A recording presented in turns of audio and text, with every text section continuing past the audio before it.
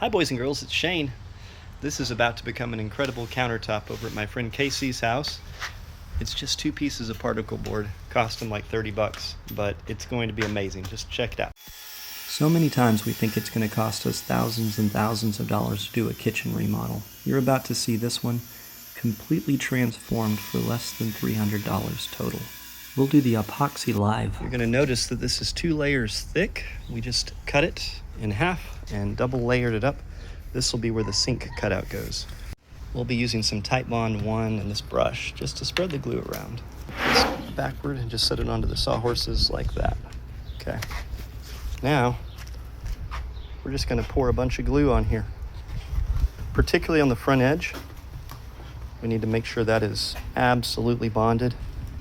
We want the whole thing bonded, but the front and side edges are the most important.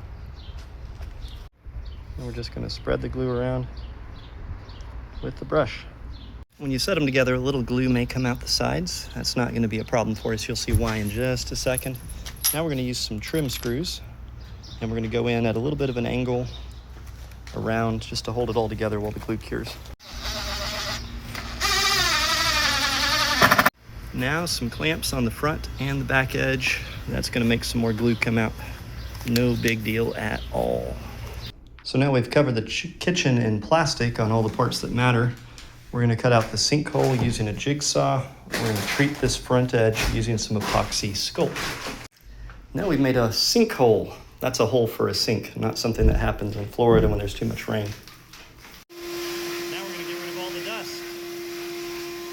Casey has never done an epoxy countertop before, so this is going to be his first. I'm trying to teach him everything I know. He's a very quick learner, and I suspect this is going to turn out great. You'll get to see live if it does or not, so if you're curious, make sure to follow us.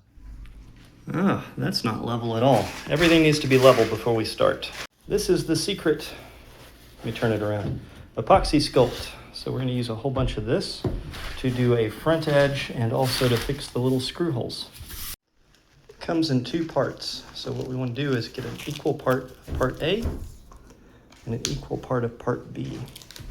It helps if it's warmed up a little bit. So this has been sitting out in the sun in Arkansas today, so it's quite warm. I've heard of people microwaving it, but I've never done that myself. But it makes it softer, so it'll blend together better. Now we just mix it together until it's all one consistent color. That's about enough. So now we can just break off little bits of this. And it's kind of like modeling clay. So you see where that screw hole is? You're just going to squeeze it right in there just like that. Way up in there, Morty. Way up in there. And this is going to harden up over the next hour or so, but really it takes about 24 hours for it to cure. You can use this for about an hour though, and it'll remain relatively flexible. So particle board has this terrible front edge all over it in this line, and that's going to show up like crazy when we do epoxy if we leave it. So instead, we're going to cover the front side with epoxy sculpt. And this is just like clay. We're just going to spread it around,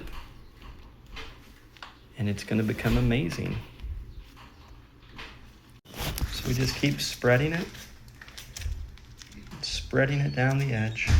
We'll smooth it out here in a minute.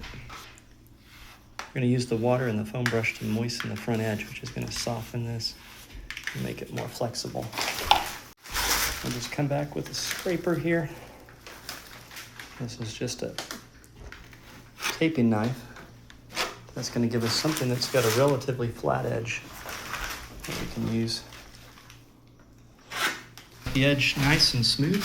All right, so now we're going to use this primer from Ace, but any primer that's white would work in this case, or whatever color is appropriate to the base of your cabinets. We're going to spray